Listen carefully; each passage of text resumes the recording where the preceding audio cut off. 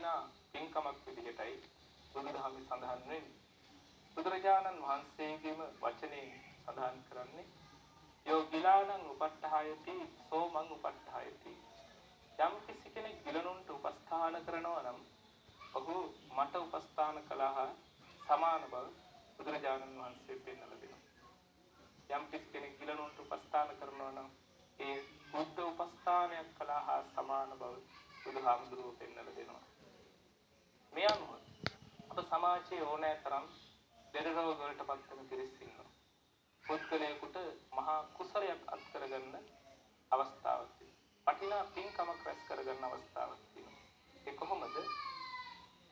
රෝගී දැක්කහම මේ රෝගියට සත්කාර කරනවා කියලා කියන්නේ බුදුරජාණන් වහන්සේට කරන සත්කාරය, බුදුරජාණන් වහන්සේට කරන උපහාරයක් හා සමානයි කියලා හිතලා ඒ රෝගියාට පිළිපැවීම බොහෝම වැදගත් පින්කමක් විදිහට සැලකගෙන කරන්න.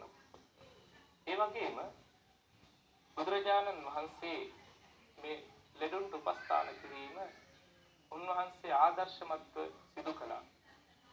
තිස්ස හාමුදුරුවන්ගේ ශරීරේ පුරාම සරව ගෙඩි දාලා තිබුණේ. සිරුරට ඇලිලා තිබුණේ. ඒ සරව ගෙඩි ඇලිලා සිරුර ඒවට ඇලිලා තුවාල බවට පත් වෙලා තිබුණේ.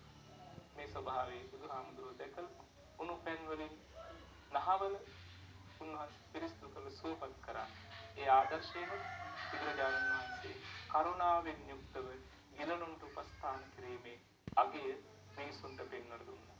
ඒ නිසා අපේ ජීවිතවලත් පුළුවන් තරම් ගිලනුන්ට උපස්ථාන කරමින් ගිලානෝපස්ථානයේ වටිනාකම හඳුනා ගැනීමෙන් කටයුතු කිරීම අපේ ජීවිතවලට මහා පින්කමක් සිද්ධ කරගන්න